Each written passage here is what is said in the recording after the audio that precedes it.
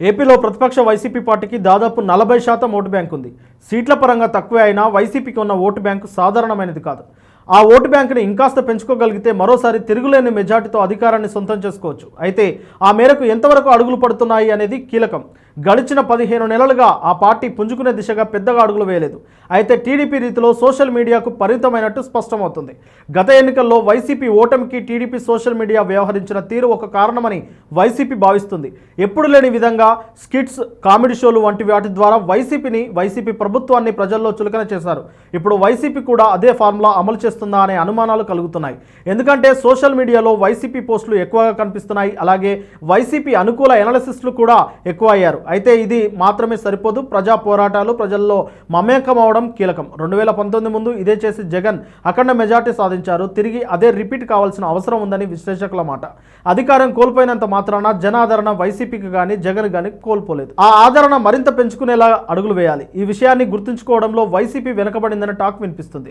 గడిచిన 15 నెలల కూటమి పాలనని పరిగణలోకి తీసుకొని తాము చేసిన పోరాటాలని వైసీపీ సమీక్షించుకోవాల్సిన అవసరం ఉంది. ఒక ఓటమితో నాయకులు ఇలా డీలా పడి ఉండకూడదు. నాయకుల్లో ధీమా పెంచే దిశగా జగన్ అడుగులు వేస్తున్నారు. అయితే ఇంకా వేగంగా వేయాలి. అధినేత మాత్రమే కాకుండా నేతలు ప్రజల్లో రాకపోవడం ప్రధాన సమస్యగా మారింది. ప్రజా సమస్యలపై బలమైన గళం వినిపించేందుకు ముందుకు రాకపోవడం మరో ఇబ్బందికర పరిస్థితిని తీసుకువస్తుంది.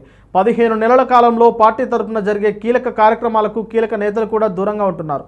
జగన్ కూడా అప్పుడే ప్రజల్లోకి రాకపోయినా పార్టీ తరఫున నిర్వహించే కార్యక్రమాలకు హాజరు కావాల్సి ఉంటుంది.